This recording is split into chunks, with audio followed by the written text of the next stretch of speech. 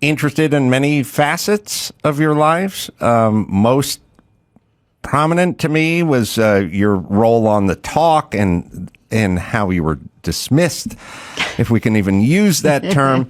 And always lump you in with the 3 or 4 people that absolutely got jobbed in this society where all we do is complain about McCarthyism and then fire anybody who has an opinion that may differ at all. And in your case, it took a few degrees of separation to get you to what they called you, I guess, racist. Yeah. And it was just unbelievable how they came to that decision. And the decision was based upon a friend of mine and work colleague called Piers, who is an English journalist and talk show host. And he gets paid to comment. Yes. And he saw the documentary of Prince Harry and his wife with Oprah. And he had known Meghan Markle before Harry had actually got together with her. Piers had known her. And she used to come and hang out at he owns a pub, Piers, in London. And it was where a lot of actors used to hang out. And she used to hang out there, and she knew Piers. And anyway, Piers saw the documentary and said, I think that there are some untruths in this documentary. And I don't like that, and I'm going to say what I feel about all the untruths. And everybody, not everybody, but a large number of people went, he's doing this because she's a woman of color. Right. And that absolutely wasn't true. He was doing it because he knew her. And he said that she was telling untruths. In his opinion, they were untruths. Right. But the supposition is sort of racist and insane. Like, I can't disagree with Whoopi Goldberg when she says something asinine on The View. Or as a white male, that makes me a racist? Apparently, yes. And apparently, you are told that you have to treat people of color with more respect than you would somebody white, and that's the way that it is. And you're not to, I suppose, ask too many probing questions. And the situation was with me that I said I absolutely back Piers Morgan. He has freedom of speech. Yes. And he's a journalist. It's his opinion. It's not fact. It's not set in stone. His opinion. And that's what we all get paid for, is our opinion. Yes. And so the situation was, my opinion was, don't know this woman, don't know Prince Harry, but here you go. He says there were some lies, there was some fiction, and he's entitled to his opinion, so I back him. And then because I said I back him, then I must be a racist because he's a racist. Now, racist, calling Piers Morgan, he'd never been called a racist. He'd written over 2,000 stories in his career. He was an editor of a very big English newspaper. Nothing racist at all. Ofcom did an inquiry into him, and they found no racism at all. So he was totally innocent of ever having anything in his background, in his career, that could be deemed racist. So in terms of motivation, and Kelly, if you're angry, you can yell something out in defense of your mom. Well, when I did your podcast, and it should be said, the podcast called The Osbournes Podcast is available now wherever you find finer podcasts. I mean, you were upset that your mom was treated this way, I believe. I am. Because when you know what really happened, and then you know that the public has a perception that is so far from the truth, and there are truths that to this day we don't say because it's already an ugly situation. By adding what we know, it would make it uglier and turn it into a bigger fight. But there is no fight. There is no fight. I don't agree with the way they run their television department over there. And that's it. So you leave, don't you? Right. So the bigger picture to me, as I try to sort this out, is somebody like Piers Morgan was, pretty solidly on the left. He's probably, probably progressive and so on and so forth.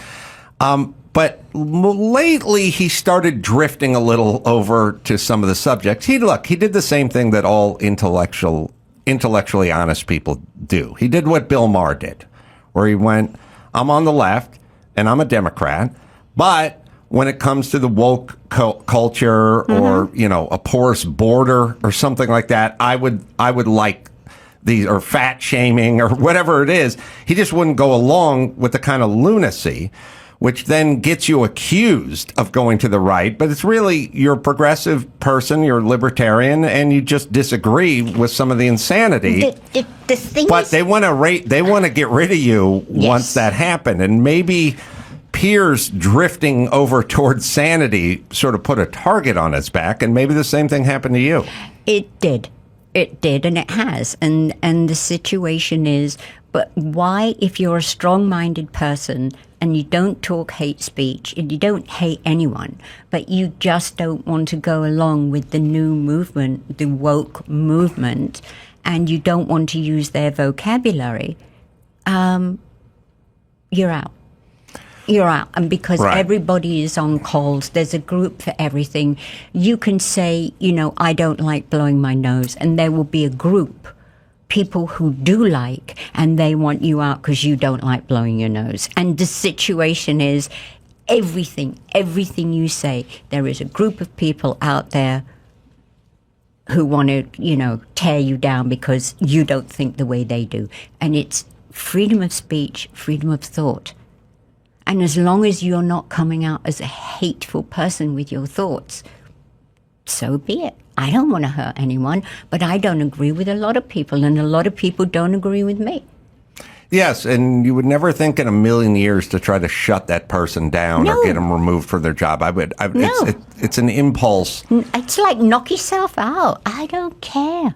Yes. I don't care. So for agreeing with your countryman and friend, Piers Morgan. Yes. And, I don't even know. I mean, I had Roseanne on here the other week, and she got in a bunch of trouble for making some reference about some woman that she didn't even know was black, essentially. Like, I don't even know that Meghan Markle is seen by the world as a person of color. Okay. I don't even, I look at her and I see an attractive woman who's rich. I will tell you something. I saw a beautiful looking woman who was very exotic looking, and I knew nothing about her. But when I first saw a picture of her with Prince Harry, I thought she was South American, because she was very exotic. And then, this is the God's honest truth, I was told that that's racist. Right. And I'm like, hold on a minute. Why? What did I say wrong? I just thought she looked South American. What is racist about that? There's nothing racist about it, and they don't think it's racist. They just call everyone racist. They certainly don't believe it. So you then side with your friend, Piers Morgan, and then Cheryl Underwood takes umbrage with it, fellow cast member. Mm-hmm.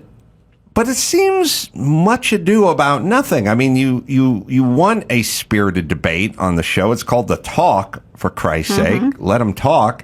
And the reason you bring in people from different backgrounds is to debate. You don't want everybody on the show saying the same thing. Oh, yes, oh, yes, oh, yes. That's boring. So you need to have debates on the subject, have different opinions. And so after the show ended that afternoon, did you just go back to your dressing room and think, well, this was a zero burger? Through the show, and you know this, when you do live TV, you have a feed in your ear, and your showrunner is in your ear from the beginning of the show to the end. You never do one segment without being told segment starts, segment ends, apologize for what you've just said. They talk you through everything, and that's on every show. So you were being asked to apologize in your IFB? I had nobody in my ear. The first time in 10 and a half years, there was nobody in my ear.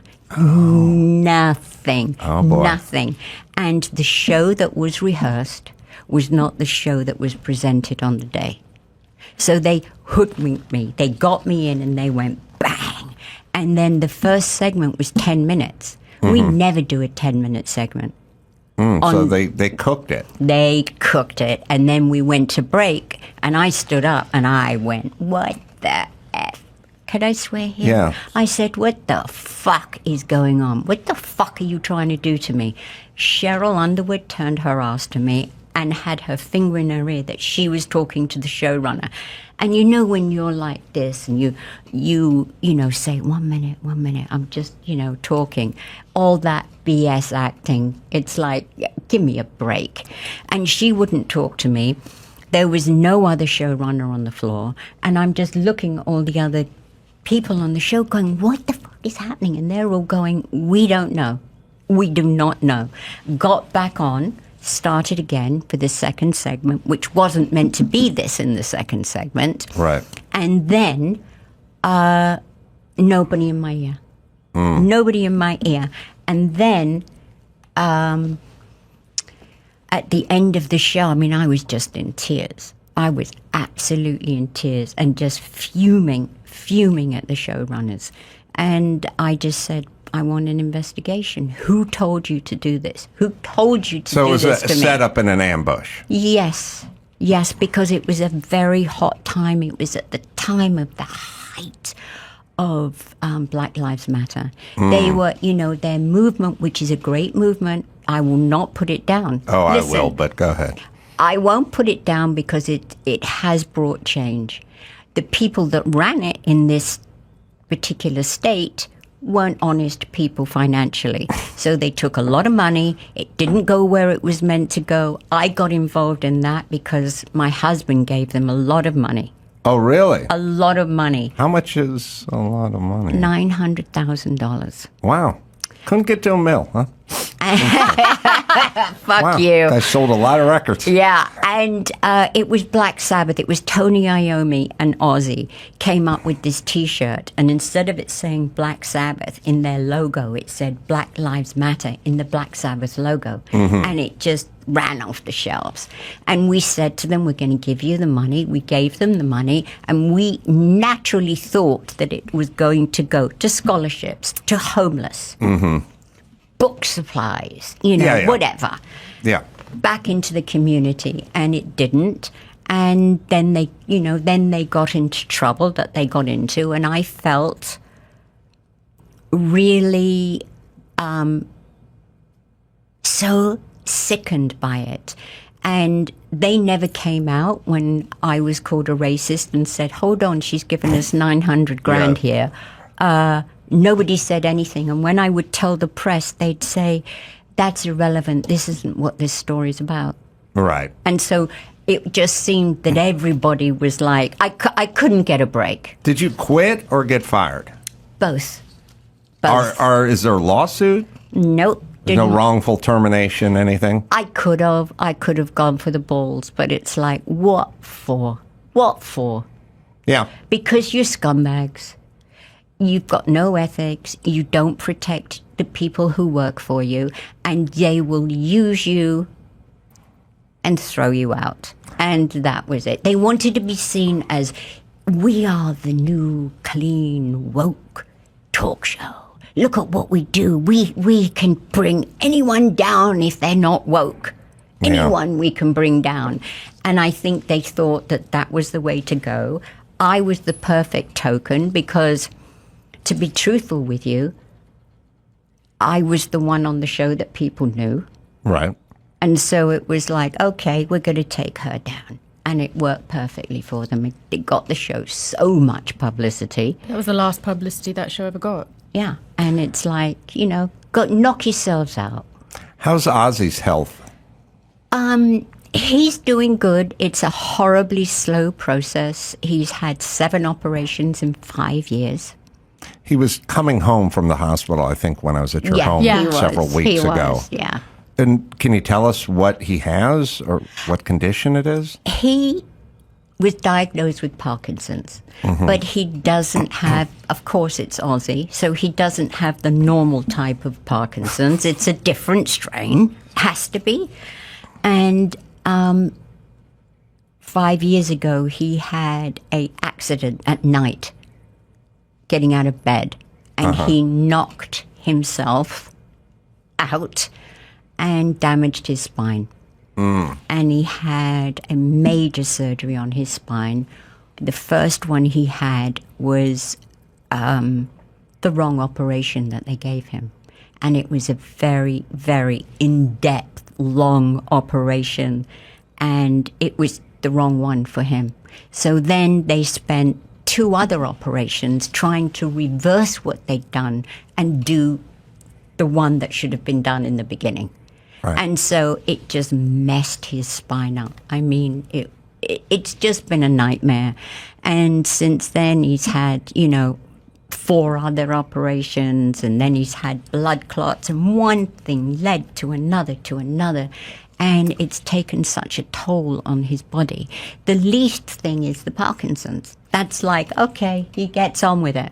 And it's not like his body snakes or he's got, really bad rigid movements with it. He doesn't. I mean, he does have some things, that Parkinson's brings, but it's a very mild Parkinson's.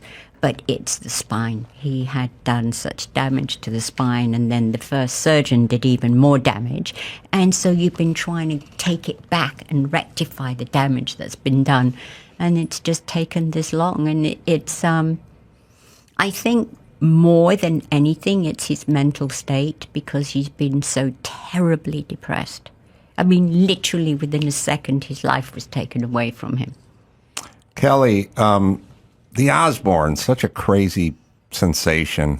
God, I mean, you want to talk about something that swept the nation.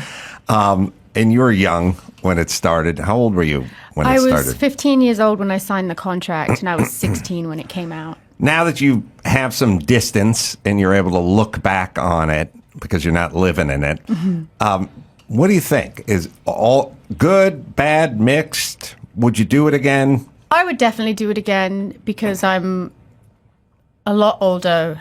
I've learned a lot from my mistakes, and I enjoy being with my family.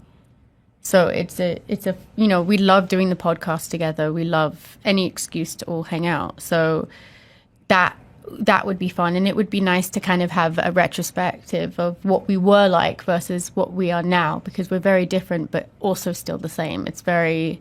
I think that in itself is really interesting. But you ever go back and look at any episodes? I can't watch it. Yeah. I can't watch it at all. I watch myself and I'm like, oh my God, no wonder everyone thought I was a brat. No wonder everyone said this about me and that. But what I think that was really unfair and wouldn't happen today if we did it was the public scrutiny that I received at such a young age. Yes. I don't think would have happened as intensely as it did then.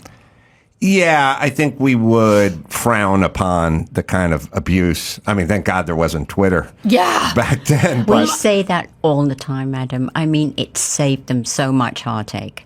So, Ozzy, and I watched your story. I don't know if it was behind the music or whatever it was about you and Ozzy and how he grew up and where you came in. And it's a great love story. It's a wonderful love story. And it felt to me like you were some sort of matriarch for Ozzy, like not matriarch, but sort of angel who entered his life to say, I'm going to help you. You have all this talent, you have all this ability, but I'm going to steer it in the right direction. But that's sort of my memory of it. But tell us, I know he grew up in London. He grew up sort of playing in the rubble of World War II. He did. He grew up in Birmingham, North London. And there was 6 kids and a mum and a dad in a 2-bedroomed house. So there were 6 kids in a bed, sort of like Willy Wonka's bed. No bathroom. No bathroom. Outside shed. But there was nowhere to wash. Mm-hmm. And that was the family home which Ozzy stayed at till he was 18 years old. And he went to work in factories from age 15, and he went from one factory to another and then ended up in an abattoir where he threw up for 3 months. What's an abattoir? Where they Slaughterhouse. Oh, slaughterhouse. Oh, that's a better name. Abattoir. Why do we call ours slaughterhouses? It's too on the nose. It is, isn't it? I mean, we call pig pork because we don't want to think about it, but then we say slaughterhouse.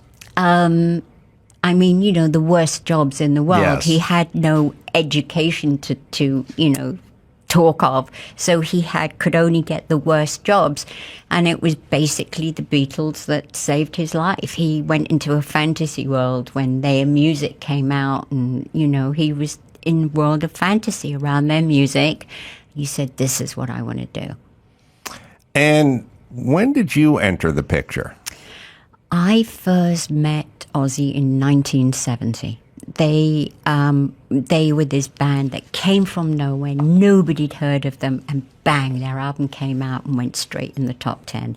So my father was a manager in those days, and everybody was like, "Who's this band? We've got to get them." There was a handful of managers in the music industry in England in those days. Who else did your dad manage, just for fun, that we may have heard of? Oh, you may have heard of Gene Vincent. He Yeah. was, a legend, an absolute legend. And he managed him. He managed the Small Faces. He managed Electric Light Orchestra. Oh, he managed ELO.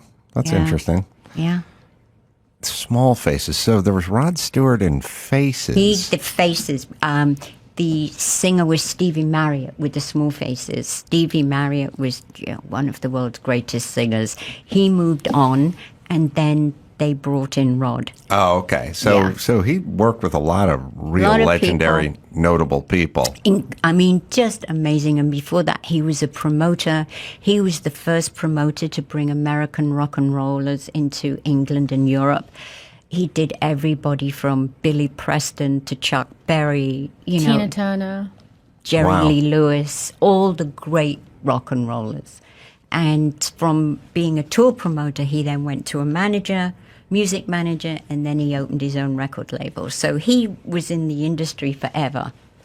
And so you first came across Ozzy in 1970. Yeah, we went to a club called the Markle Club in London, and Black Sabbath were performing, and all these managers and agents were in there looking at him. Okay, who is this band that we've never heard of that's in the charts?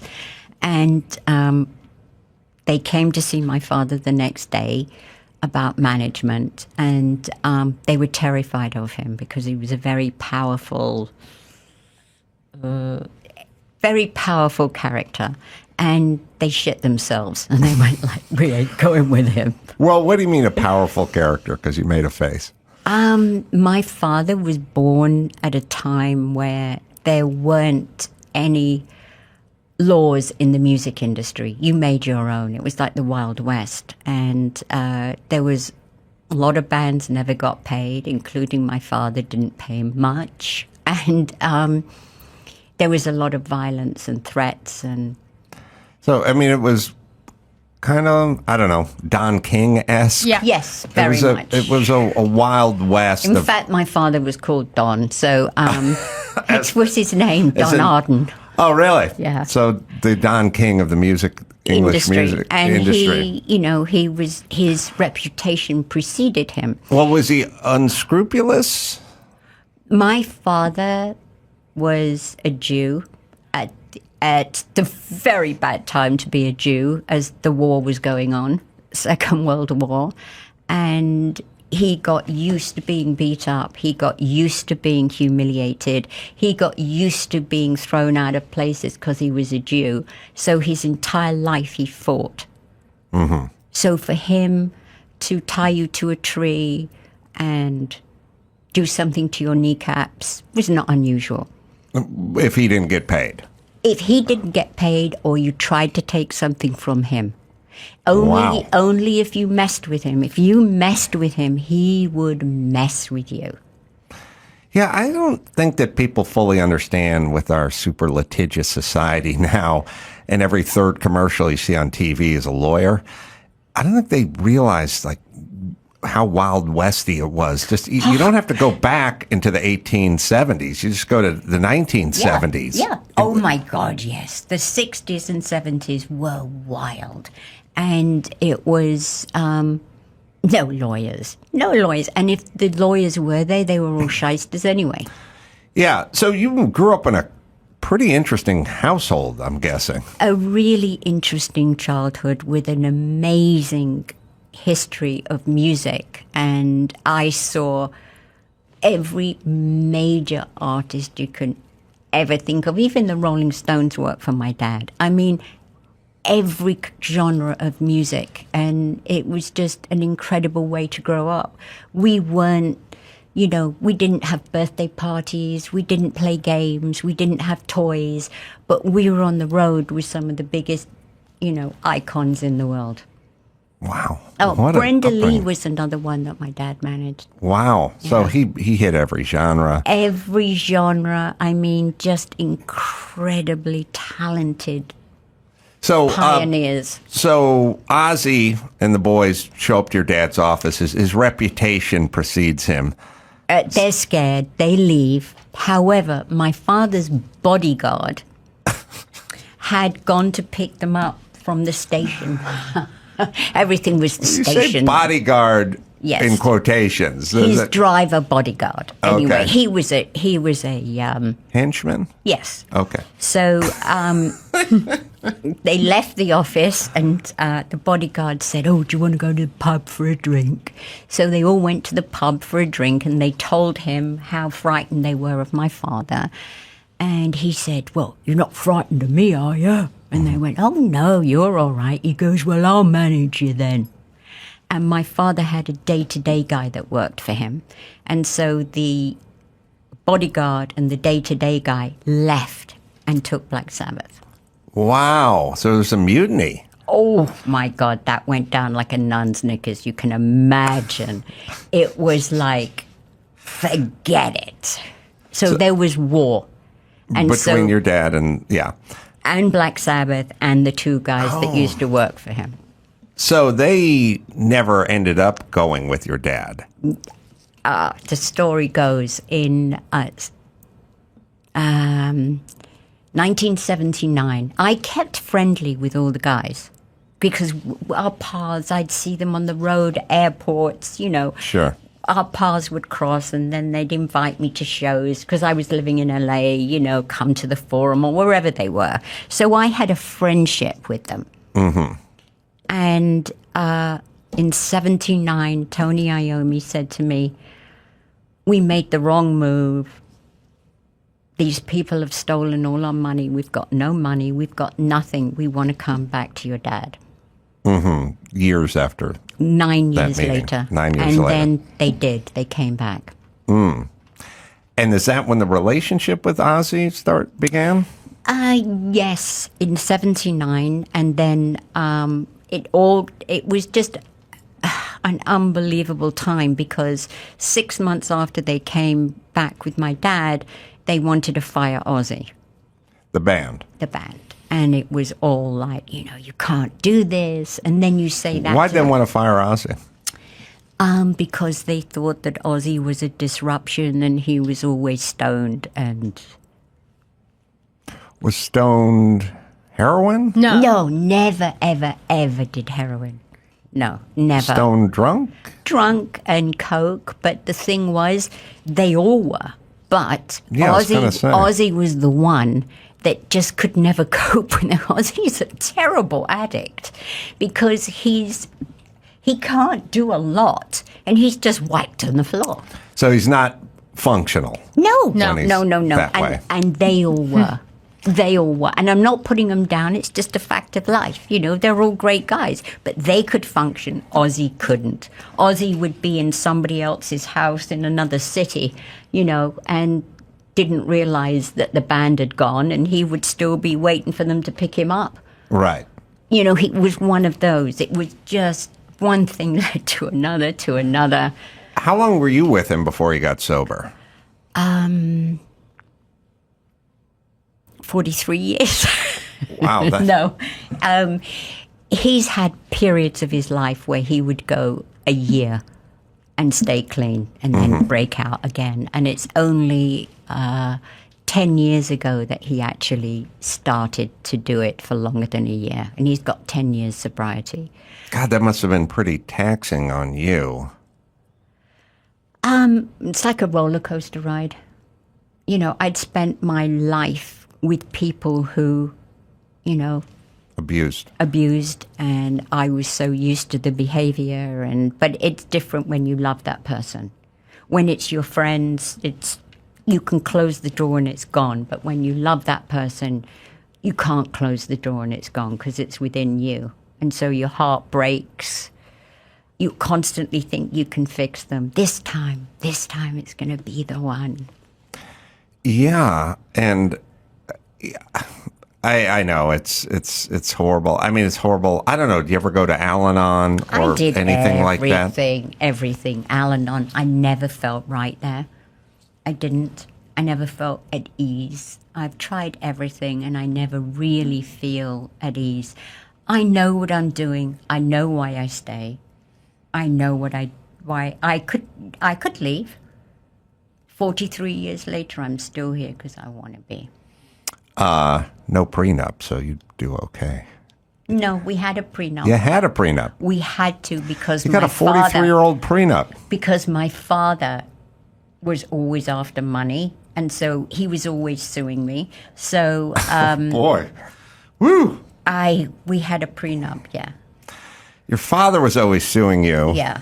Because Ozzy broke away. Yes, Ozzy broke away. I was a beard for my father because everything was in my name. Every company, every management company. Oh, you're like a Biden. So I was his beard, and he had the freedom to travel the world, not pay tax, because all the taxes are in my name.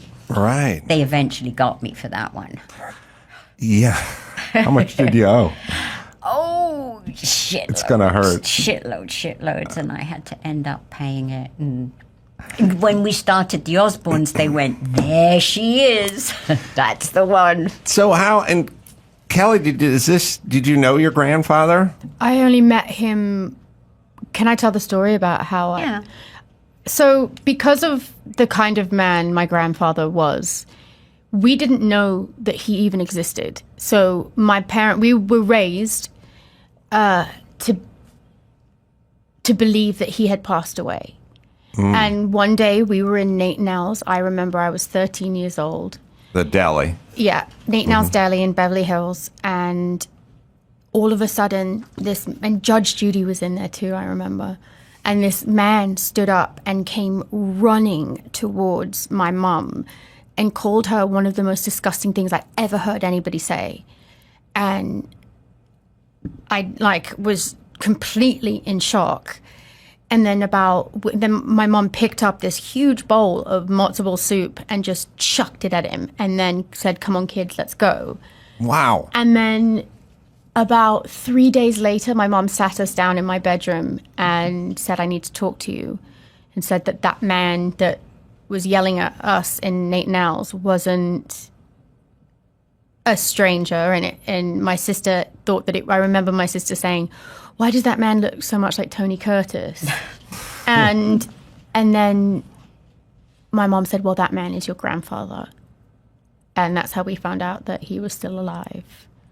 And then he started coming around a little bit more once he got sick. He got sick. He had Alzheimer's, and his money had gone, and he had Alzheimer's, and he had no health insurance. And so I got him, took care of him until he died. This is 20 some odd years ago? Yeah. Yeah.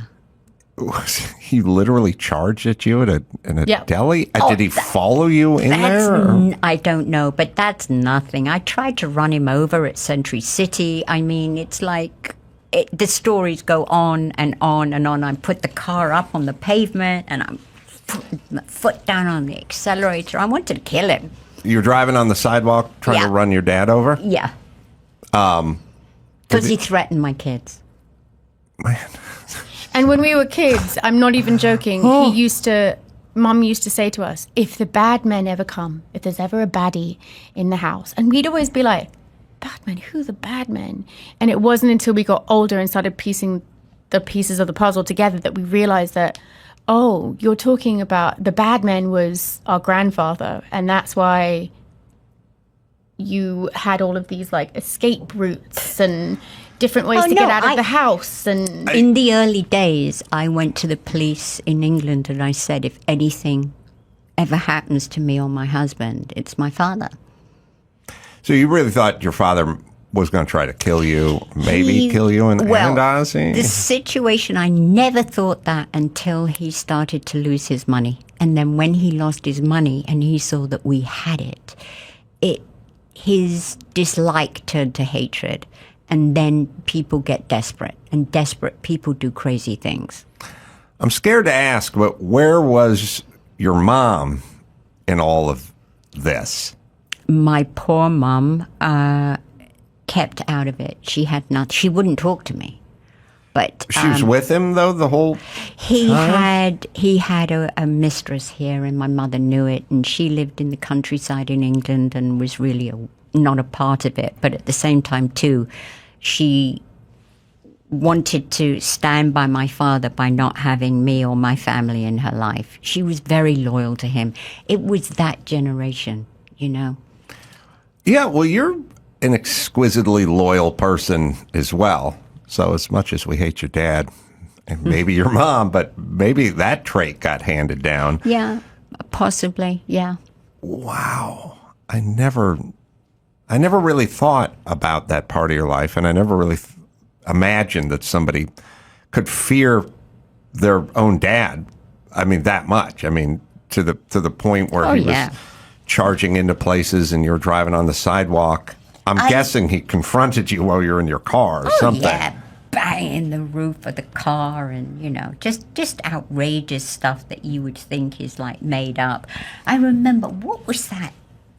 There was a show on TV about a family that ran a record company, and it was run by a woman, and she would end up in prison, and the husband would end up in prison.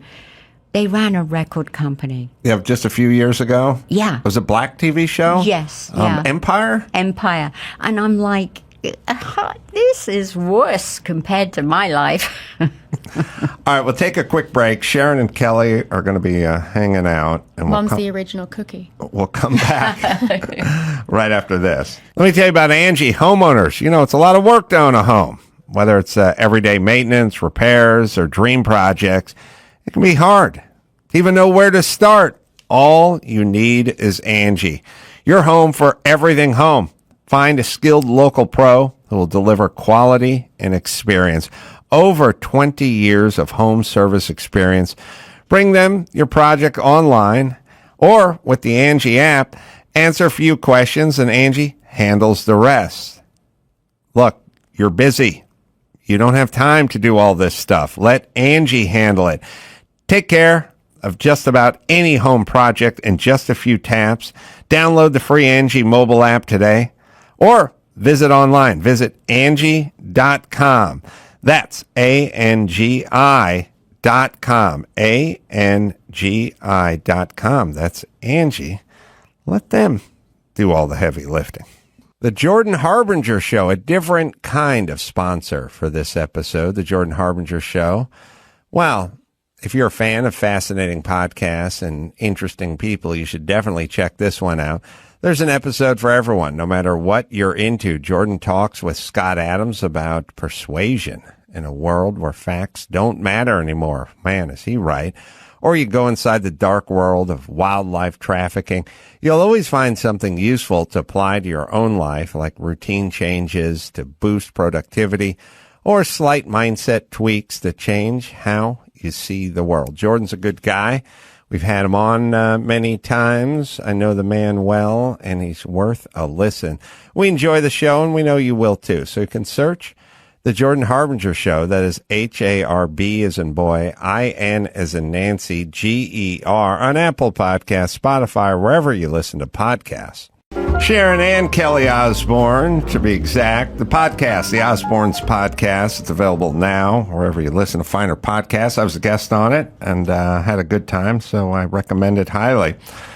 Oh, wow. All right. Hopping to something I just looked down at on my notes. Sharon, you recently used Ozempic to lose weight. Is that true? And then how does it work? And what was your experience? Because I feel like I've talked to people that want to try it. First 2-3 weeks, you feel very nauseous, constantly nauseous. Yeah, well, I did anyway. Mm-hmm. And after that, it kind of, your body gets used to that feeling and it goes away. You just can't eat. You're just not hungry. So I ate very, very little amounts of food. And I lost, now it's about 43 pounds.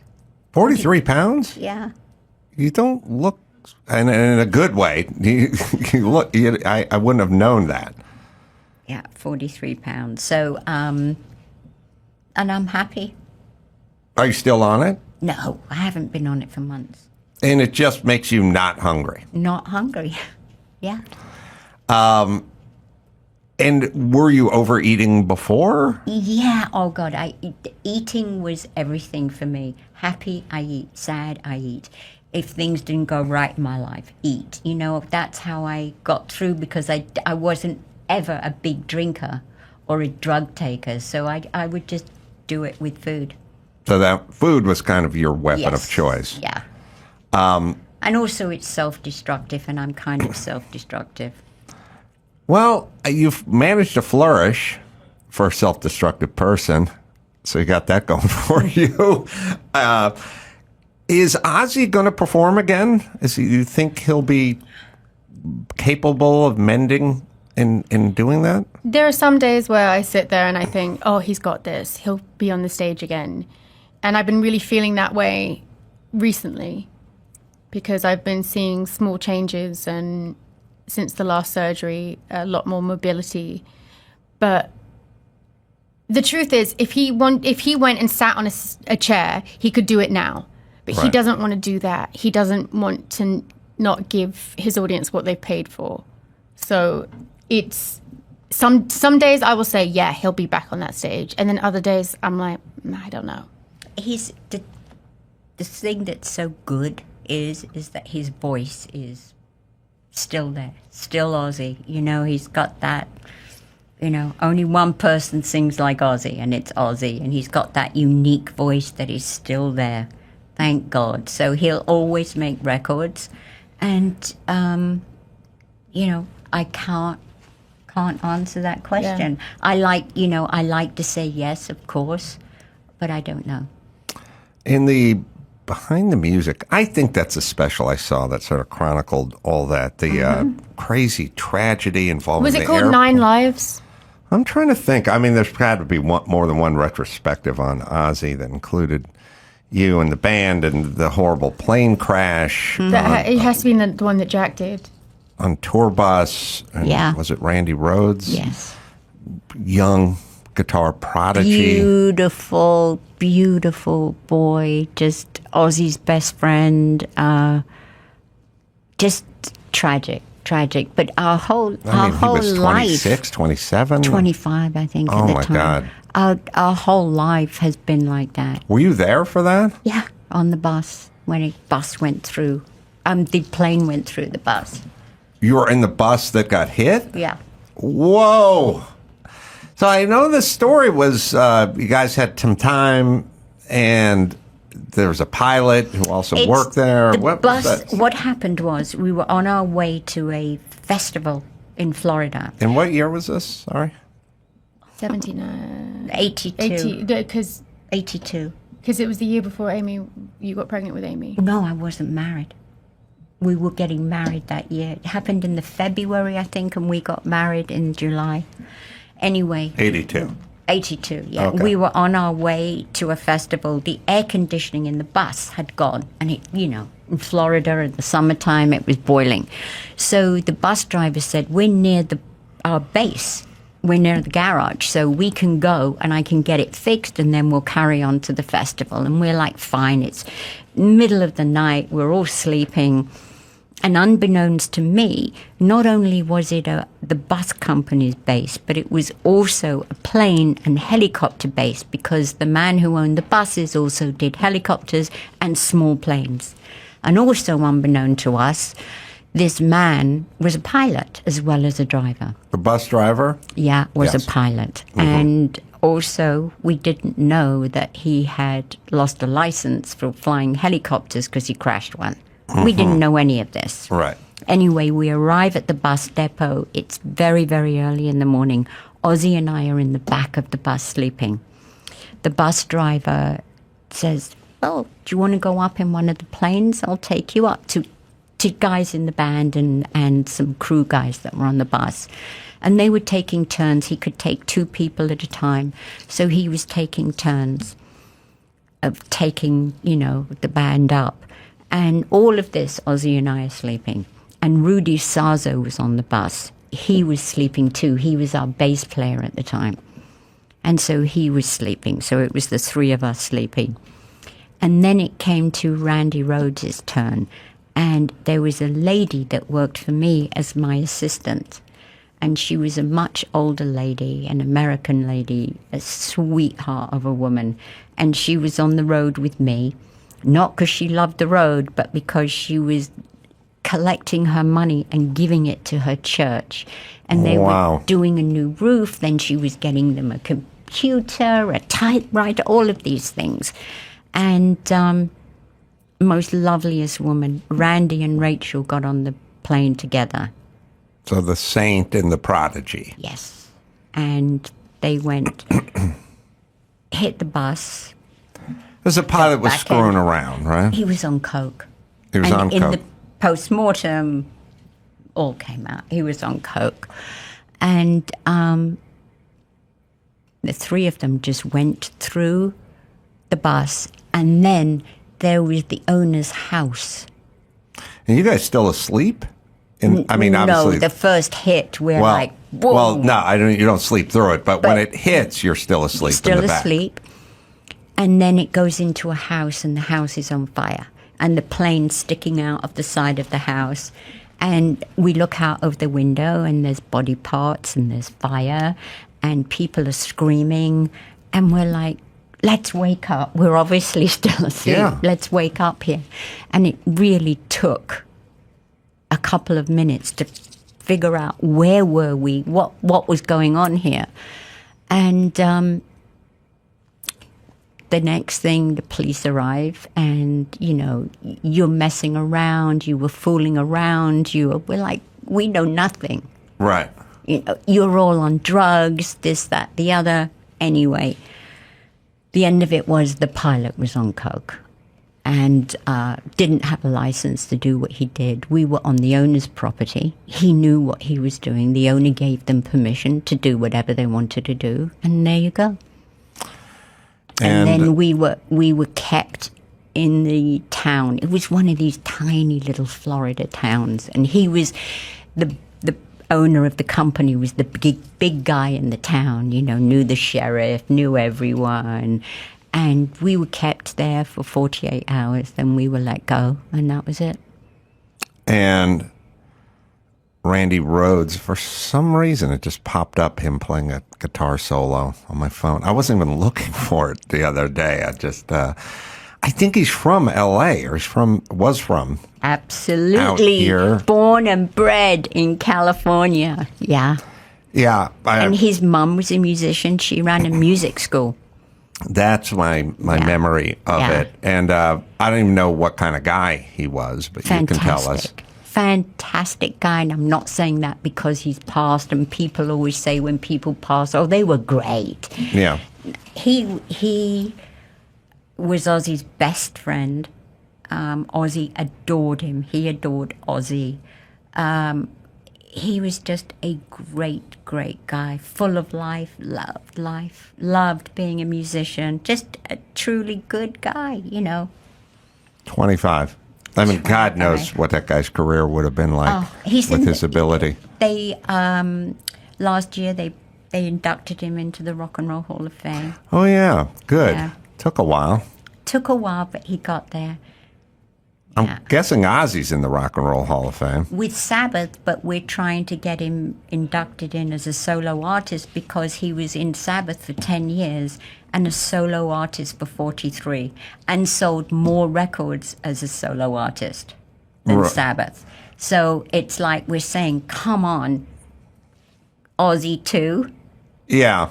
But Well, it's so difficult. It's so don't hard. bother calling Jan Wenner about this anymore because he just got... He gone. He's gone. He's gone too. And, you know, I try to be in... I hate Rolling Stone. I hate the publication. And I hate him and all the bullshit articles. But I still consistently say I hate it when people are canceled, even if you disagree with them. And that would be a good approach for the other side to have as well. Like maybe we disagree with Piers Morgan or Sharon Osbourne politically, but we're against people being canceled. As long as it's not something hateful they've done. Oh yeah, like you go Bill Cosby on somebody, and you should get canceled. Yeah, It's not. you're It's not. cancelled, but not if it's a difference of opinion.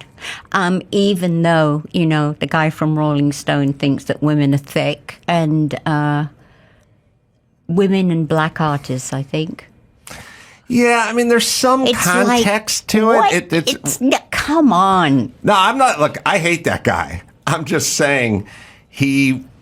Oh, I don't want to litigate his shit. I don't want to defend his shit either. Don't. It's just he was saying you try to sit down with Grace Slick and have a conversation with her about music, which is not to say that the people he's talking about, it's like weren't incredible, phenomenal musicians or talents, but all right, why maybe doesn't, they couldn't articulate it. Tapestry, what was her name? All right, I'll think of it. Come on. I'll think of it. Tapestry. You tried. Kelly, you stay out of this one. You're too young. Have a conversation with her. Have a conversation with Annie Lennox. Carole King. Cyndi Lauper. I agree. Have a conversation with Carole King, or Cyndi Lauper.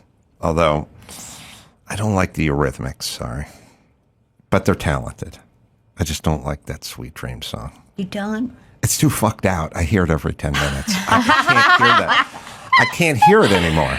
It's too much. You know what I mean? And then it gets remade by, oh God, Marilyn Manson or something or whoever. And now we're really screwed. Yeah. Yeah. But yes, Jan should have spoke to Carole King. Yeah, of course he should. Right. I can give him a whole list of other people too.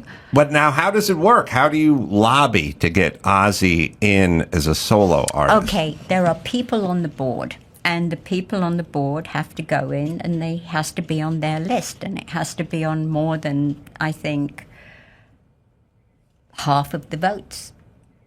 More than half. What's your job? See, I don't like to beg. I will never beg. And I will never ask for favors. I've never asked anyone for a favor.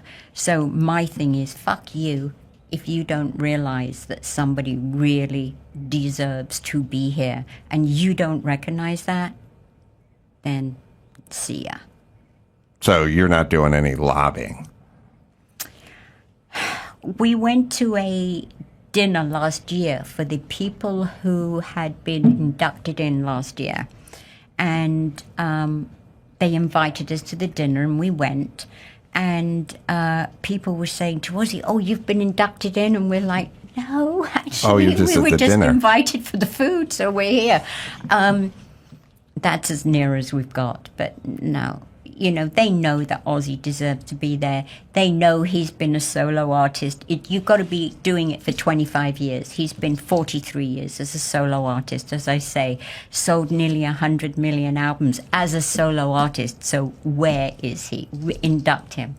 I agree. There's a bunch of non-rock and roll people in the Rock and Roll Hall of Fame, and then there's some rock and roll people that are missing from the Rock and Roll Hall of Fame. Were you on the Ozempic when you went to the dinner? No. God, no. Oh, no. Just checking. No, I was eating Ozzy's dinner and mine.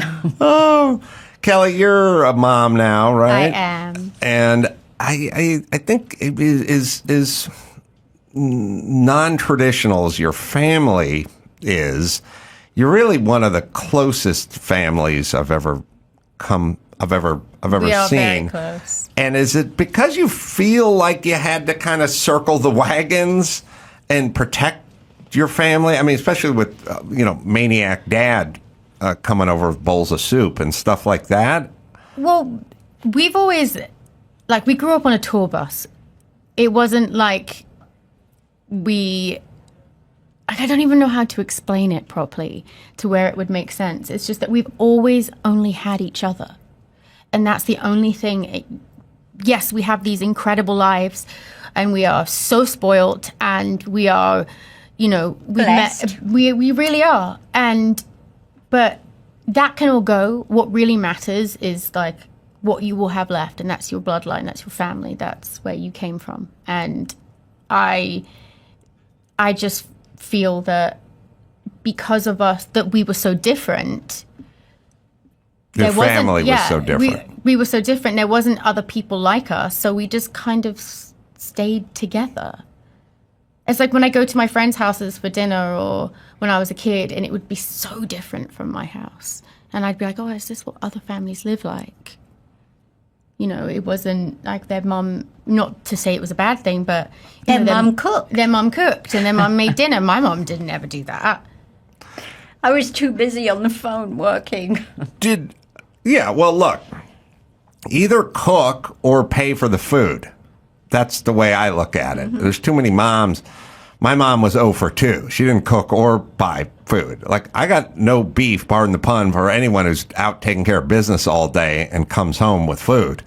And that's already cooked by somebody else. Yeah, no, that's what it was. It was always us going out to dinner or getting takeaway because... But Sharon, did you feel like because of your crazy, chaotic upbringing that you needed to create a sort of protective environment for your family? It was one of those things that first of all, I never thought I'd get married, ever. It wasn't on my list of things, and I never thought I'd have children, because all I knew was the work ethic. You work. You've got to be better than anybody else. You've got to know what you're doing. You have to work to survive. And I thank my father for doing that to me. I do. There should be a documentary about your dad. Yeah, there should be, because I never wanted to be a woman that would say to her husband, I've seen these shoes. Do you think you could buy them for me? And that's something that Mom raised me to be like that too. So it's something that with my partner, I get upset because I don't like it when he buys me stuff that I want to buy myself. Man. I don't like it. We're self-sufficient. Because it takes it away. Because I want to prove that I work to get that and that it's mine and no one can take it away from me. And when it's given to you by somebody else, there's always that, well, I just gave you that present. It comes with conditions. Yeah. Well, also, you grew up in what people call privilege now. I don't know what happened to Nepo Baby. That's about 10 minutes ago. But I do realize that if you grow up in poverty, you don't feel, I don't want to sound insulting, but you get a little, you don't, like Dr. Drew grew up, or his dad was a doctor. Oh, he was posh. He was posh. Well, you just heard Posh Spice over there explaining that she didn't have any money except for her dad drove her to school in a Rolls Royce. I think Dr. Drew, his dad was a physician. He went off to a prestigious college.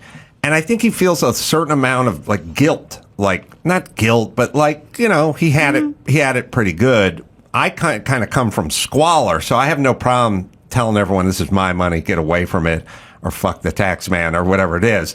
But I think Drew has a different relationship with it because he feels like he grew up with some advantages, and clearly did, even though tons of people had a lot worse than I did. So I think it factors into how you feel in the present age. But we've been through times where we've had money, then boom, you don't. And I think that is really good for a kid. Yeah. Because you really do appreciate it when you've got it, then when you can't, and you're like, okay, I can do this too. because that's the way I was brought up. One day I'd go to school in a Rolls Royce, next day I was back at the bus stop, because the money went in and out and in and out, and people would be coming to take the furniture out the house because my dad hadn't paid bills. So, they send, what did they send? Repo. Bailiff. The bailiff. Yeah, wow. Comes and takes everything away from you, and then it's like, oh, okay, we can survive this too. It's all right. Yeah, maybe someone should do a doc about you, Sharon, now that I think about it. Because, wow. But I think everybody's got a book in them. Yeah, everybody has an interesting story, but it's better if there's some real highs and some real lows. The middle is not as fascinating. And I don't know what it's like to live in the middle. We're never there. No, we haven't. It's highs and lows. Highs and lows. Well, it makes for a more interesting ride, I would say. Although the lows do kind of suck. Yeah. They do, but you learn a lot from them. It's true. You learn a lot from them if my feeling on the lows is if you do not do too much externalization. Like if you go, I'm at a low because I got fucked over by my boss and I got fucked over by this guy and screwed by that guy. It's better if you sort of go, what was my role in this and how can I correct this? And maybe my boss is an asshole, but I did show up late 3 days in a row, so maybe there's something there to correct. Right. No, I get that. And, it's terrible to walk around as the victim. I got fired because of this, and then I got fired from this job because of this. You're always some part of it. Well, it's a lesson politicians should learn, which is trying to convince people they're victims is debilitating to those people. And the answer is, why even try? Mm-hmm. So not a great message to peddle. The podcast is called the Osbournes Podcast. It's fun. It's fun, and you can feel the family's all together, and you can feel the love and the energy. I hope so. Thanks, you guys, for coming in. Thank you for having us. And again, wherever you listen to finer podcasts. Lori Fetrick from American Gladiators is going to be on right after this. Morgan & Morgan. Let me lay a stat on you. People 15 to 24 had the highest rate of emergency room visits due to car accidents of all the age groups. Oh, man, my kids are in that age group. Now I'm worried, but thank God there's Morgan & Morgan. If you're ever injured, you can check them out. Morgan & Morgan, America's largest injury law firm, over 100 offices nationwide, more than 800 lawyers, more than $15 billion recovered for 300,000 plus clients. Morgan & Morgan has proven that they have a track record, and they will fight to get you the full and fair compensation. They've been fighting for people for over 35 years. Racing my vintage cars is hard, but submitting a claim for Morgan & Morgan is easy. Am I right, Dawson?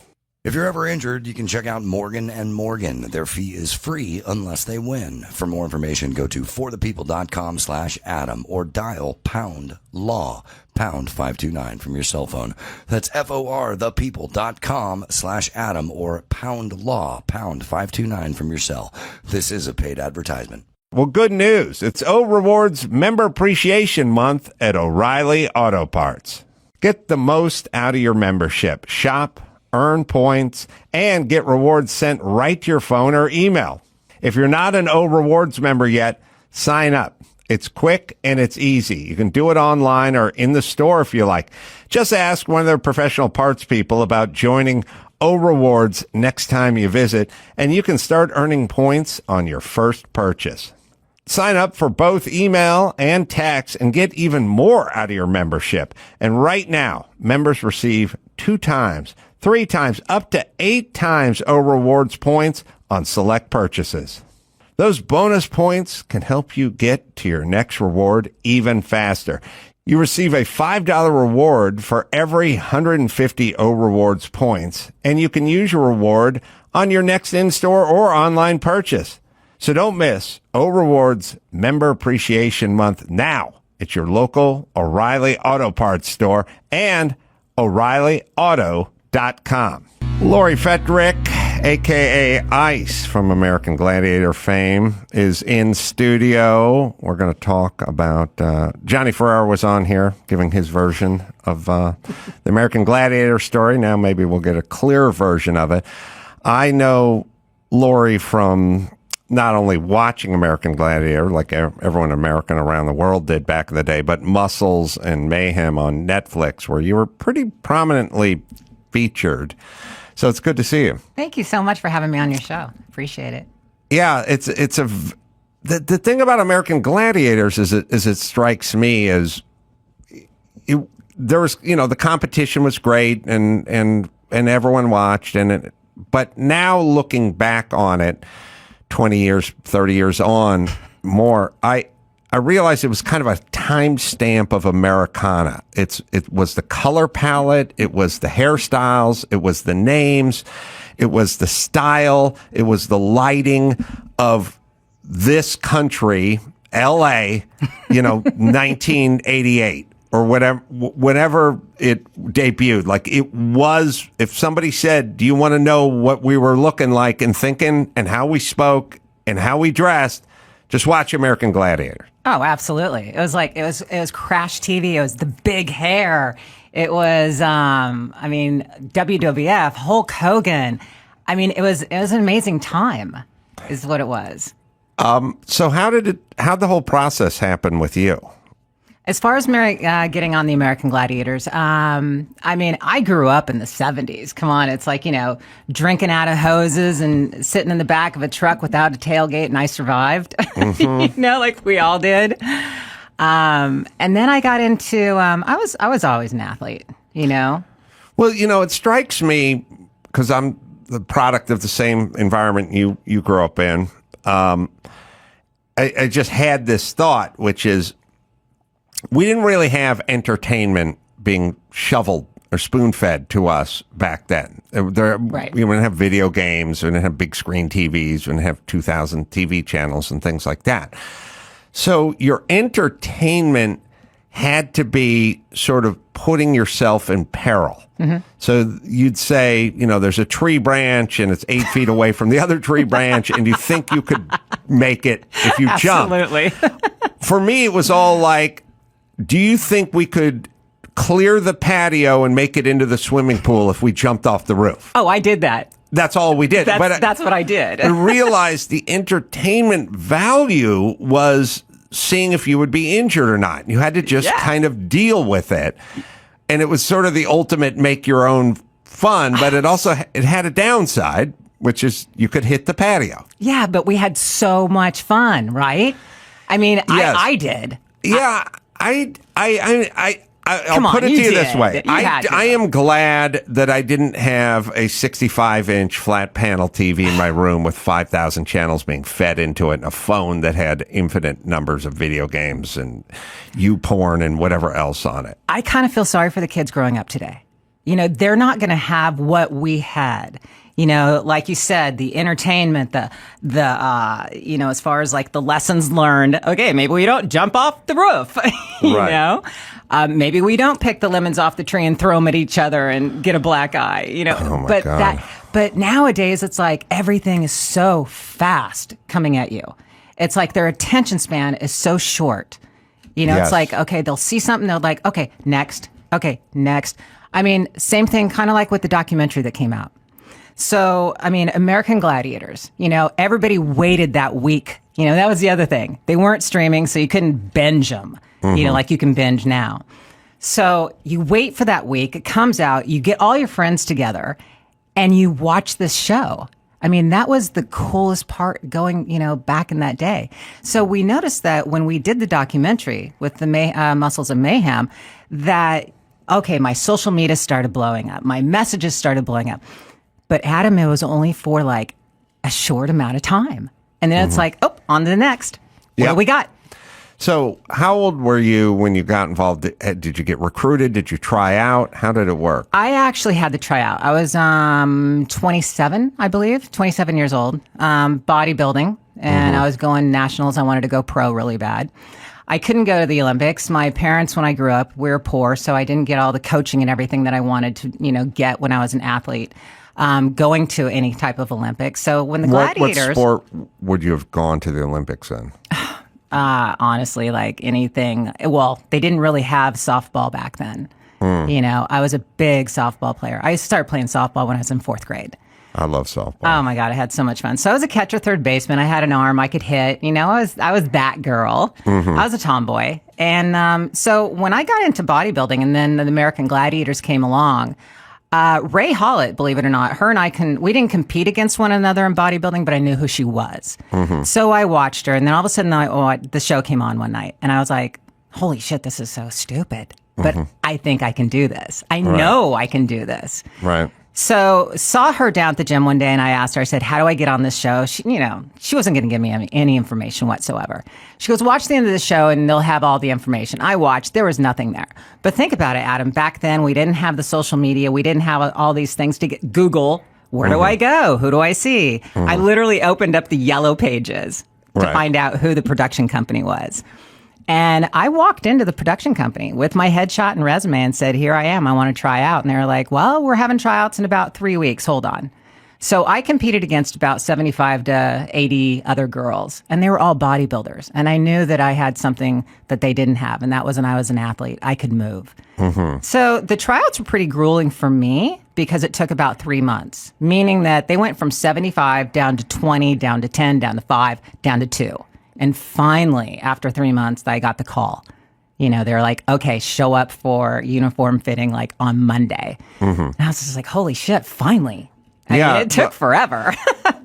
Well, it's pretty remarkable that you beat out all those athletes. But I was blessed, but I was prepared too. yeah. And yes, there's a difference between sort of looking good in your bathing suit and being an athlete. Yeah. So you make it. The name is assigned to you? Well, I knew going in that I looked at everybody's name and I was like, okay, I either have to come up with something or they're going to give me something really stupid. So, you know, start looking around going, okay, what are we going to name myself? That's exactly when the movie Top Gun came out. Iceman. Yes, exactly. Yes. And somebody, and we were sitting there. You got a little Val Kilmer in you, That's exactly Val. what somebody said. They go, oh my God, you could be his sister. Yeah. And so somebody said Iceman, and we all just kind of went ice. And I was like, yes, I'll take that. And there's a couple things. One, it was physically really tough on you guys, especially when they started doing the road show and you guys started touring and going from town to town. Just getting beat up left and right. Then there's a sort of sociological part of it, which is you're lesbian, and they didn't want you. I don't think they were comfortable with that information out there, I guess. No, they were not. So, and it's, you know, there is. I mean, think of the time. Well, I'm saying there's a history of this in Hollywood, obviously. Rock Hudson's got another beautiful starlet on his arm. He's, you know, I always loved it when they'd be like, Liberace's a confirmed bachelor, you know, like there's precedent for this. That's what we did. Yeah. Now, you'd think by the time we got to 1991 or something, we would have been a little more evolved. They wanted the all-American hot apple pie Chevrolet, kind of just that stigma, you know, that's what they wanted. Right. And so me being gay in that environment, they were just like, you know. And I think really what it came down to was I wasn't that person anyway that, like, you know, really showboated it and, you know, put it in people's faces. What really kind of pissed me off more than anything else is they actually came to me and told me no. It's like, don't tell me no. Just realize that I'm that person that I respect everything. I'm not going to showboat this. But the minute you come to me and say, you cannot do this, I'm like, oh, man, come on. Yeah. You know, I get that. Yeah, that's when it was just like, no. You know, and that kind of, that's where it really did. It just hit a nerve.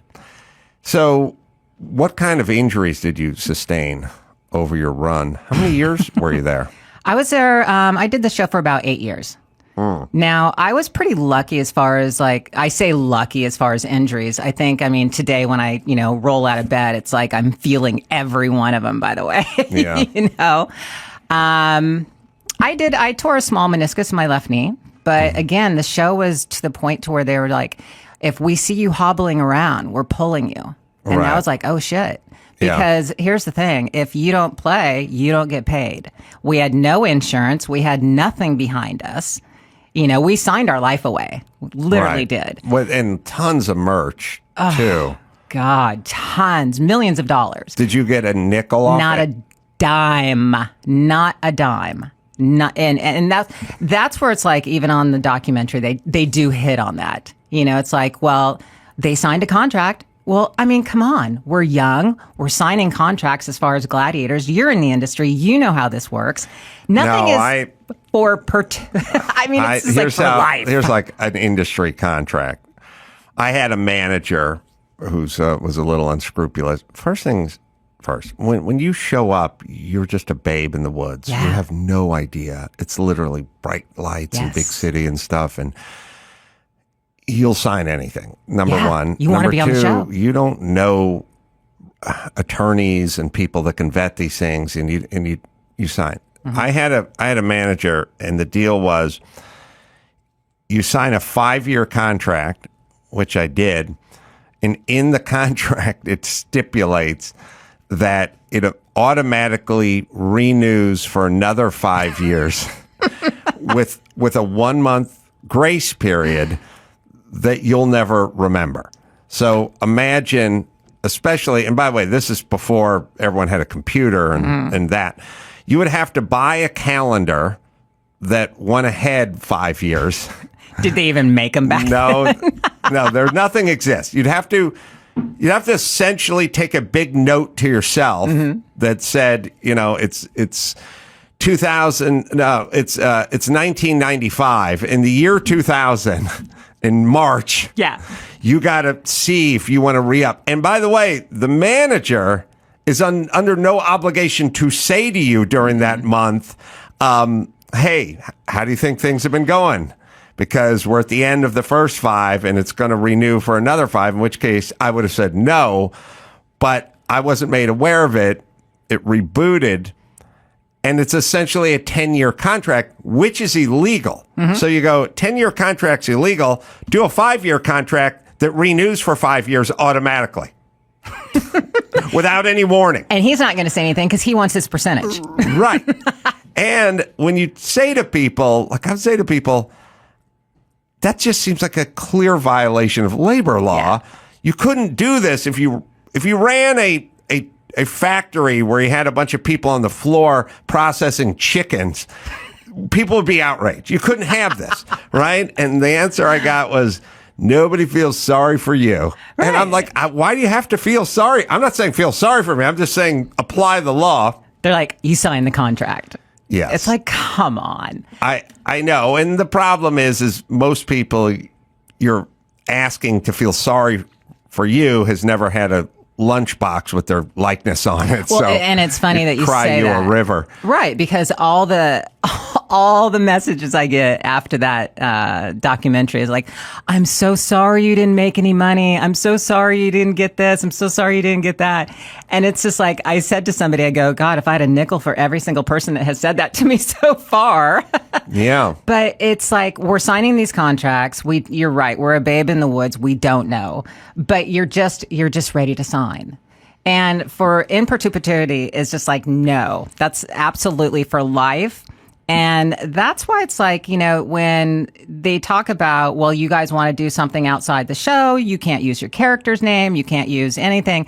And it's just like they handcuff you, and it's just like, this is really stupid. This is insane. How can they do this? Even like, if you think about it, when we signed our contract back then, there was no internet. There was no streaming. We have a channel on Pluto right now, the American Gladiator channel, that's literally airing our shows back to back to back. You would think that we would try. I mean, to get our residuals off of that was an absolute joke. I mean, it was like ridiculous.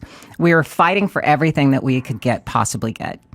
What was the contract for? How much money did they pay you back in the day? Okay, well, that was before, after, and SAG merged. Mm-hmm. I mean, before. Yeah, it was before. So I was AFTRA. And I think I got like $400 a show. Really? That was it. Biggest show in... Absolutely. Well, I mean, it was biggest huge. In the country and internationally. Yeah. And then I hear this. I hear $400 a show. I hear the gentleman that came on, your show before me. He goes, yeah, go ahead. Oh, I'm sorry. Yes, go ahead. Yeah. He was like, well, I mean, they made $20,000 for 3 weeks. Oh, Johnny Ferrero. It's like, are you kidding me? No. First of all, I think he said it was 2 weeks. It wasn't 2 weeks. We were doing 2 shows a day, and it was for a good 6 weeks, And it's just like 20 grand. Let's really put that in perspective here. That was just the most insane, ridiculous amount of money. So you got $400 a show. $400 a show. And you do 2 a day. Yep. And how long would the season be for? They had 21 shows. They did 21 shows, and so therefore they would air them and then they'd rerun them. I think at the end of the day, by the time I got my residual checks, I think I made maybe 45 grand that year. Oh man. Right? And then if we wanted to go out and do any kind of personal appearances or anything like that, it was always you had to go through the show. It was either a no, or we just went out and did a bunch of shows anyway, as far as personal appearances and meet and greets. But we could never use our uniform. We could never use the name ICE. Now today we have to use formerly known as. Right. But so there's little loopholes around things for sure. So after the show comes to an end, I mean, you want to talk about, the highest of the highs leading into sort of nothingness. Exactly. It's a weird experience. I've had a little of it in my life. Most people go through life somewhere in the middle of life, and you work at the same place. You pick up a skill, and you move from job to job sometimes doing the same job, but it's not a wow, are you getting a lot of money, and wow, you're getting a lot of fame and a lot of attention, and then a sort of now you're doing nothing. Right. But that is how show business can work. It doesn't always have to work that way, but it certainly can work that way. And so for you, when it ends, you seem put together well mentally and emotionally, but for others, there's drugs and there's kind of spiraling and there's divorce and there's everything else. How do you handle it when it ends? I mean, it's interesting because coming off of the tour, for instance, the 6-month tour, we hit 126 cities. You have places like we sold out Madison Square Gardens. Right. Which holds, 19,000 people, I believe. Yes. So you run out and you have people chanting and cheering your name and you hear the roar of the crowd. And so this was happening night after night after night. And it was a high. It really was. I mean, it was just an amazing journey on that. And then you go back to the show and then you still have the cameras, the lights. And then when that ends, basically the way, to be honest, we didn't even have an ending, let's say. It wasn't like, okay, we got a letter in the mail or we got a phone call. By the way, this is our last season. We went from the tour to the show, to actually filming the show, to doing the live show in Orlando, Florida. When we were in Orlando, Florida, we were doing a show a night. It was a dinner theater. And then probably about 6 to 7 months, I would say after that, we walked in and there was chains on the door. Of the Orlando Live. Right. Nothing else. We walk in there. I mean, we can't even get into the venue. No phone call, no letter, no nothing. And that's how the show ended. Literally. Yeah, I've said it once, but I will say it again. The only true part about somebody talking about show business is everyone's full of shit in show business, right? And so, they go, we're getting divorced, but it's amicable, and we're both we're only getting divorced because we're going on separate journeys, or some bullshit. Whatever. Somebody got caught fucking somebody else, or whatever it is. It's all bullshit, except for the one story that they do tell a lot in show business, and this one is always true. It seems unbelievable, but it's true. They go, I found out my show was canceled by opening up the LA Times and reading that it was. Nobody told me. And I always go, oh, come on, bullshit. You're telling me you didn't know before the LA Times or before the story was written or before you're sitting around watching Entertainment Tonight and that's how you find out? But that's how you find out. Adam, that's exactly how it works. That's exactly how everyone finds out. After the show and after all the the crowds and everything else, it was hard. It was hard. I went into a small depression. But I told somebody this the other day. I was like, I only allowed myself a certain amount of time. Like, let's say, to be depressed. Yeah, honestly, like the pity party for like a couple weeks. A couple weeks, maybe a month, and then after that, it's like, okay, wait a minute, let's start doing this, and it's just like, let's start having a gratitude book. Let's start, thinking about what you're grateful for. Let's start writing down what you're good at and what you want to do now. And so I started getting very proactive. And it was just like, okay, this is what I want to do next. And it was just like every day I worked towards my goal. And so pretty soon I realized that I was out of that depression, and all of a sudden it's kind of like my life started, on that journey again. But you're right. A lot of people go down the path and they have drugs and they have, everything else. And I'm not an addictive person. So therefore I did not get addicted to the drugs. I tried and I played, but it wasn't the downward spiral to what you're talking about. It was pretty wild times on that tour bus, as chronicled in the doc. But being a woman, but not being heterosexual, you wouldn't get sucked. Wait, what does that have to do with anything? Well, I'm trying to think. You wouldn't get sucked into banging around with the male gladiators, but there were the females on there as well. Okay, so I mean, yes, there was only one gladiator. There was only a couple gladiators that hooked up together, to be honest with you, and it was like a family, And so I don't want to bang my brother. I don't want to bang my sister. I don't want to go there. So it was like, you're right. The tour was, I'm going to take this from Nitro, and that's sex, drugs, rock and roll, and we're going to come to a city and kick your ass. That was our tour. And we had an absolute blast. Some of them hooked up, just a couple, and it lasted maybe a month, and that was about it. But, put everybody together. Come on, we're 29, 30 years old. The bodies are banging. Your sex drive is high. Everything you have, people in front of you throwing themselves at you. It's like, why not have fun and take advantage of this life? Oh, I completely agree. I mean, you must have had stalkers. Yeah. You must have had groupies. Yep. You must have had some pretty frustrated dudes who were thinking about something different than you were thinking about. I'm going to clarify something here, and that is, I mean, my entire life, I've considered myself bisexual, to be honest with you. I can connect mentally with women. I love women. I can connect mentally with them. A man, I have no problem. I mean, I've been with many of them. So when you say the frustration part, it's kind of funny when you say that, because to me, I had the best of both worlds. I mean, I could choose whomever I wanted. Nice. I just happened to have relationships with women. Yeah, but you could have encounters with men. Absolutely. Okay. Yes. Well, I think women are a lot more fluid that way. Oh, yeah, absolutely. Men, like, I connect with men emotionally, but I don't want to see their ding-dong.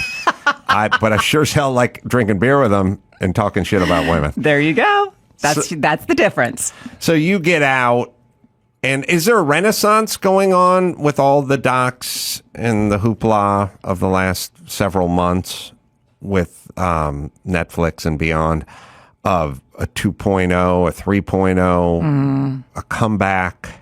What's in the talks right now, and a definite really potential, is a reunion tour, for us. And that's going to be a handful of us, which will go around, meet and greet, Comic-Con style, questions, answers, that kind of fun stuff. Right. I think that Netflix, and we all agree on this, Netflix missed the boat on one thing, and that was they didn't do a reunion show. They should have had us all in one room and then had the questions and answers and watch the energy that we had all together. I mean, when you put us in one room, the energy is just insane. We play off of each other, we laugh, we have a great time, and they missed the boat on that. They really did. So the party train ends in 1997, 98, 97, 98, yeah. 97, 98. You give yourself a few weeks to lick your wounds. Right. And then it's time to get back on the horse. What do you come back to at that point? At that point in time, I was developing kind of basically, I was doing a lot of personal training. I was developing website as far as like, my own personal training website. I actually tried to do a lot of different acting, but that again, which is interesting, is at that point in time, that's when all the reality shows were coming about, Survivor. And I mean, every reality show was out, but they wanted everyday average people. Right. They didn't want anybody who had already been on television. Right. So I couldn't even get on some of these reality shows. Right. And then you look at some of the B-list, C-list player type, actors and actresses that I saw. And I was like, I mean, one of the Baldwins did so many reality shows. I can't even remember how many he did. They would do like, help, I'm a celebrity, get me out of here or something. And we take celebrities and we put them in a refrigerator box. Oh my God, and they have to eat their way out. And it's like, and now, I mean, they're kind of doing that with the Special Forces Challenge thing. I mean, they try to dress it up a little more now, but I mean, Dancing with the Stars, Celebrity Apprentice. I mean, I've done all of it. I've done Celebrity Apprentice, I've done Dance with the Stars, I've done The Masked Singer, and I really just did it for the experience part of it. I thought it was interesting. I mean, I can definitely say this. If you said to me, what did Dancing with the Stars pay? What did Celebrity Apprentice pay? And what did Masked Singer pay? I would say, I have no idea. And if they said, well, Dancing with the Stars, is it 15 grand or is it 250 grand? Right. I would go, I have no idea. So it wasn't important to you. It was just the experience of actually doing it. I did these jobs when I had other jobs. I had another job. I only did it because I thought it would be an interesting experience. I agree. And it's also to see. The reason I got into radio is because I listened to radio and I listened to so much radio, and I just thought to myself, what does a studio look like? How does it work? Where do they sit? What do they look like? Because this is, pre-internet. Yeah. You're picturing the guy. Is he thin? Is he fat? It's always disappointing. It's always disappointing when you see even if they're good looking. Yeah. It's still disappointing because still it's never not what you thought. Not what you were thinking when you were driving in your head. When you're driving your truck. But I just did it to experience it. Yeah. Like, see, how does it work? I mean, kind of the same thing with right now. I mean, I do have my own podcast as well. Oh, Chilling with Ice. Yes, wherever you find finer podcasts. Thank you. And I actually started this because I loved doing radio back in the day with all the interviews during Gladiators. And somebody talked me into doing a podcast. And I was the same way. I'm like, what the hell? Let's try it. Let's see how it works. Let's get the experience. And I found out that I absolutely love it. Well, you're good at talking. Which so helps. Are you. Thank you. Yeah, well, I don't look like you in a onesie or a singlet or whatever what would they call your uniform? A uniform. Oh, that's it? I know, right? Kind of boring. Our spandex uniform. There you go. Add a little spandex to it. So you get out and then you start thinking about starting your own business. I mean, you find out pretty quickly that maybe ice is distracting to just be cast as roles in shows where you're not you.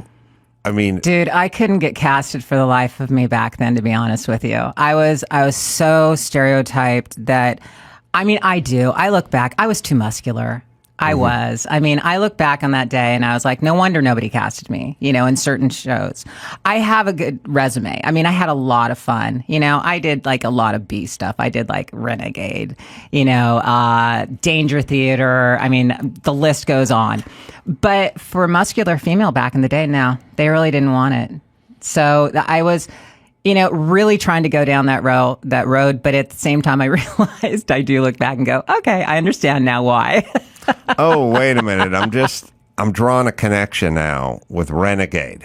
Yes. Because there was a American Gladiators connection to Renegade. For whatever reason, you're right. And the connection, I think, was the Branham. Yes. He was kind of like a stunt coordinator. for a short time, by the way, for the Gladiators, because he Yes. wasn't there when I came on when I came on Gladiators. He was no longer there. He was the sidekick bounty hunter on Lorenzo Lamas? on Renegade. I've looked this guy up before. I've talked about him before. He's an interesting guy. He's American Indian. He's been like a stunt coordinator and an actor, and I don't know what his role, Dawson can look it up, but he was Lorenzo Lamas's bailiff or something. He was I in don't know cahoots. what he did with Lorenzo. Well, Lorenzo roamed the Badlands on a hawk. Yeah. And I had the same conceptual problem with Renegade as I had with the A-Team, which is you guys were wronged, and now you're on the run, one step ahead of the feds or the military police or whatever. But you choose, instead of a low profile when you're trying to avoid the feds, you grow your hair out, take your shirt off, get on a hog chopper.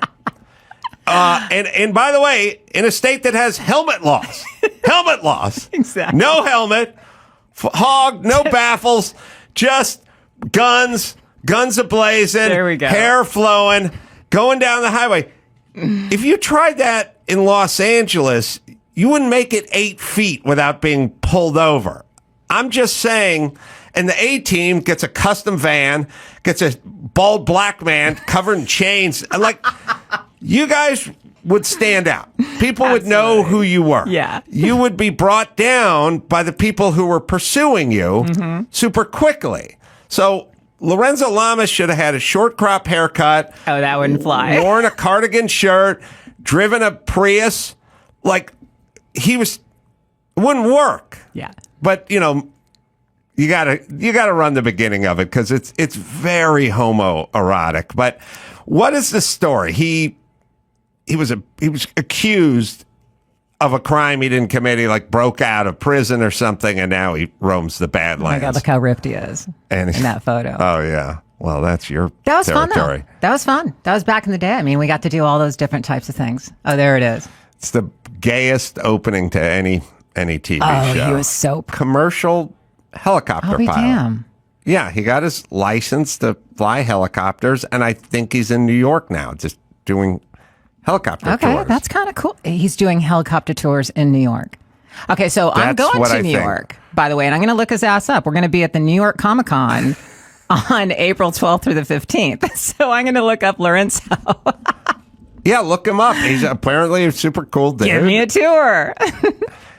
Branscombe Richmond is the name Okay, there we go. of There the we guy go. who did the stunt coordinating at the very beginning of American Gladiators, and then or featured on Renegade as well. It all just seems like a dream, doesn't it? It seems so long ago, but yet it feels like yesterday. Just so bizarre that correlation. I mean, I look at the Netflix documentary, and it's like this huge chunk of my life is for everyone to watch, and it's kind of surreal to watch it. And don't you feel, or don't let me put words in your mouth, but Okay. when you're watching it, don't you just feel like you're watching it as well? Yeah. Because that's my experience. I don't feel like that's me. I just feel like I'm watching. Thank you, because everybody's like, "How do you feel?" I mean, do you remember back in that day? I'm like, I'm just watching it just like you are. I'm being entertained, literally being entertained by myself. Yes. And it's interesting, and I enjoyed watching it. It was really cool. And all that footage, as a matter of fact, all that behind the scene footage was my footage. Oh, really? Nobody else, I don't know why nobody took a video camera. But I again, was thinking to myself as I was watching, it's like, thank God somebody captured a bunch of this stuff. but think about it. We didn't have cell phones. We didn't have all these things to actually very easily capture things. I had the handheld. It wasn't a huge one, but it was a small handheld. And so that's why it was all rickety and everything all over the place. No, but it added a kind of texture Yeah. to it, and it was very of the time, too. So it's like if you had high def footage of it, they would have added that texture to it to give it the right look, Right. sort of like what they do with Winning Time, the another series like this took place in the 70s and the early 80s, and we have to make it look that way. It's not just enough to have the hairstyles. Yeah. The texture of the actual graininess of it. So you grew up where? San Bernardino, California, right in the valley. Yeah. And you're athletic. Mm-hmm. And how's your dad? Is he like, I got a tomboy in my hands? I think my dad wanted a boy. And so, I mean, my sister, I only have one sister, 3 years older than me, complete opposite, total bookworm. I wasn't into school. I was just into sports, and I just did enough, as far as get my grades to play. My dad and he took me fishing. I worked in the garage. We played basketball together. I was his little tomboy, So, what was it like for him when you hit on American Gladiators? To this day, I don't really think my mom comprehends like what I've done. My dad passed away about 5 years ago from lung cancer, but I could tell it wasn't talked about a lot, but I could tell when he talked to his friends and pulled out the American Gladiator photos, it was like, yeah, this is my daughter, so amongst his peers and his friends, he was very proud. I could tell. My mom, she does the same thing with all her church groups and everything, but even when I was, the Netflix documentary came out, it took her like 2 weeks to even turn it on, I was really? like, Mom. And then as she was watching it, it wasn't like, yeah, this was really cool, Lori, I'm so proud of you. This is so amazing.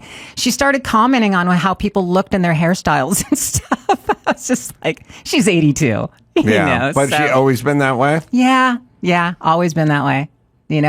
Both parents, grew up in an alcoholic family, just like the normal back in the day, didn't we all, it seemed like. But yeah, it was just kind of different. Once I got this, they weren't like, yes. I think my dad, it's interesting enough, I told him when I bought my first home after having the show, I was like, hey, coming off tour, I was like, Dad, I'm going to buy my first, my house. He goes, are you sure you want to do that? And I was like, well, what do you mean? He goes, well, what if the show ends? I go, what if it does? Who cares? I'll go out and get a job. I'll pay my mortgage, and he was so concerned. Yeah, I had the same conversation when I bought my first house. Like, what if the show ends? I did it after season 1 of Loveline, I think on MTV, and just went out and bought a house. Or maybe it was the radio, but either way, had a lot of what if it ends. Yeah, what if? Who cares? Yeah, because I realized they're fear-based. Yeah. And the problem with fear-based people is they try to graft that onto people around them as well. They live in that box. They don't go outside that box. Well, they live in a kind of worst-case scenario thing. And, I think you'd be better off living in a world where you said, okay, you say, what if I buy the house and then the show ends the next year?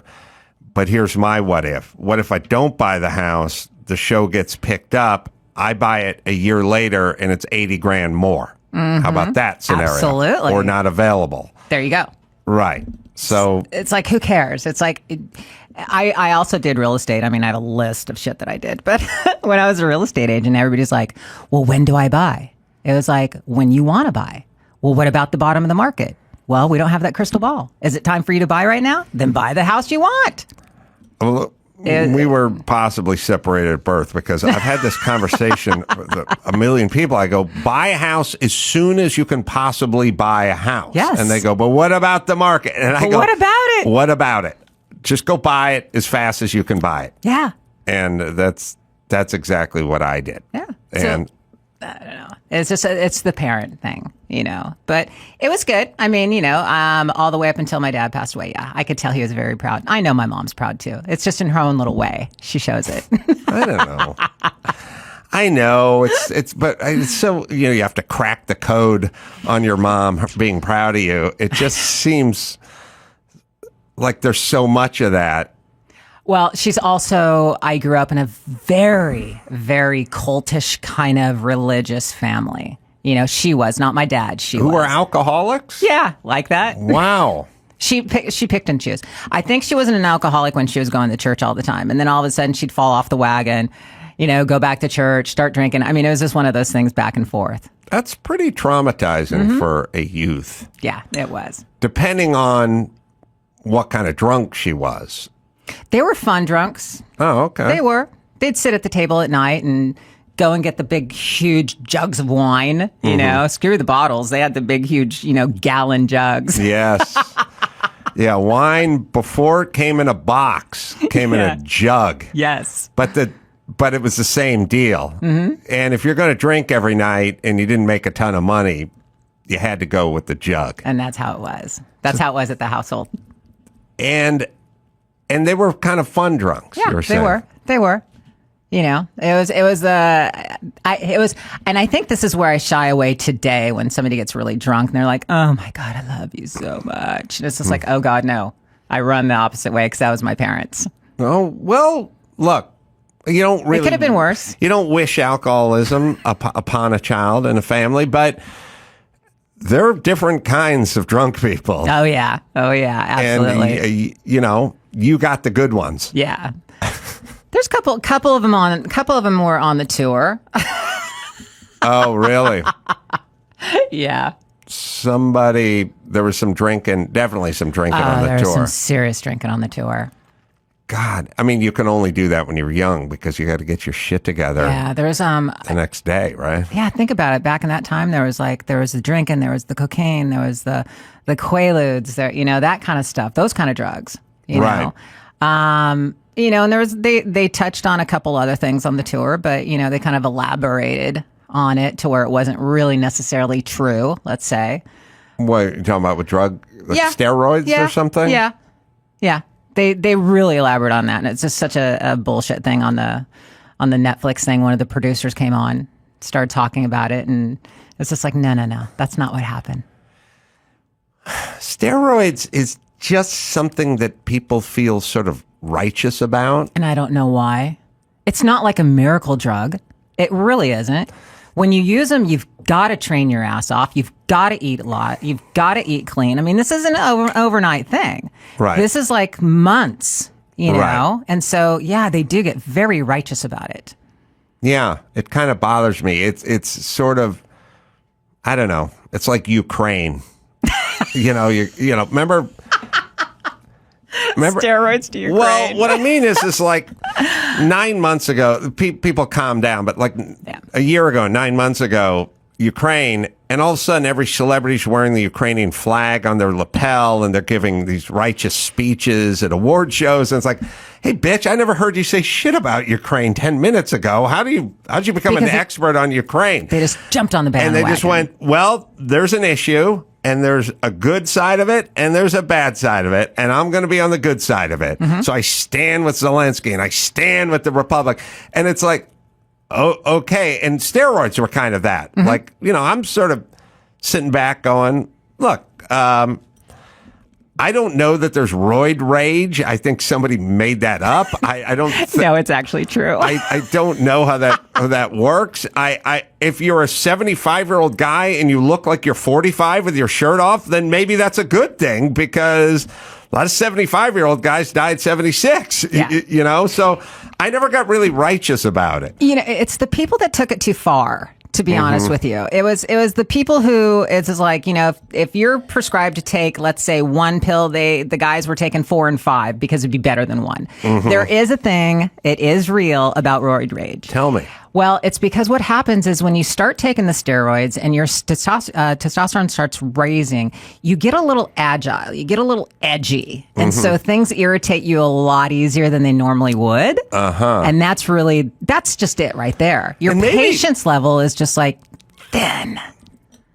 There's also a component where you could probably kick everyone's ass now. So you're a little more likely to mix it up if someone's getting on your nerves. Dude, you know what I mean? Oh my God. I have a story. I was in, yes. Okay. I mean, I talk about it on the documentary.